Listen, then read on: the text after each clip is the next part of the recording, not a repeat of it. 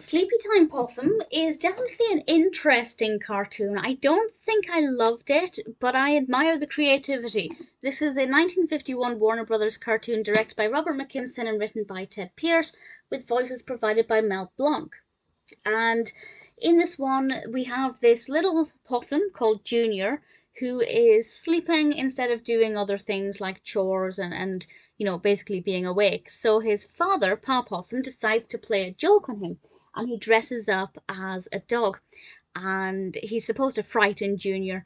But Junior gives as good as he gets, and Pa gets into some pretty interesting situations, and I won't say any more than that. Sure, it's a pretty common setup for a Warner Brothers cartoon where you have somebody trying to get the better of somebody else, but it's flipped on their head. But the character of the possum is quite different, and I have to say, Junior Possum, I really liked. I thought he was a very sweet character, and I would be happy if that was a recurring character. I'm not sure if they do ever feature in any others. I don't believe I've seen the characters in any other Warner Brothers cartoons, but if they do pop up again, that would be great.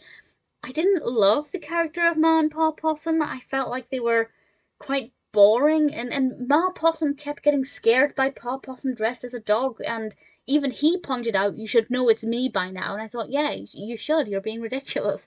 So those characters I didn't really like very much, and because Pa Possum has quite a strong role in the narrative, that meant I didn't really love a lot of it when he was in focus.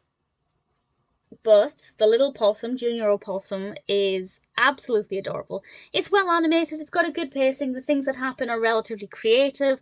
It ticks a lot of the boxes. It isn't the most fascinating, and there are definitely areas where I would have wanted things to have been done differently. I wanted the narrative to go a different direction, and certainly with the characters of Ma and Pa, not a fan at all. So it's very up and down. It's a roller coaster of a cartoon.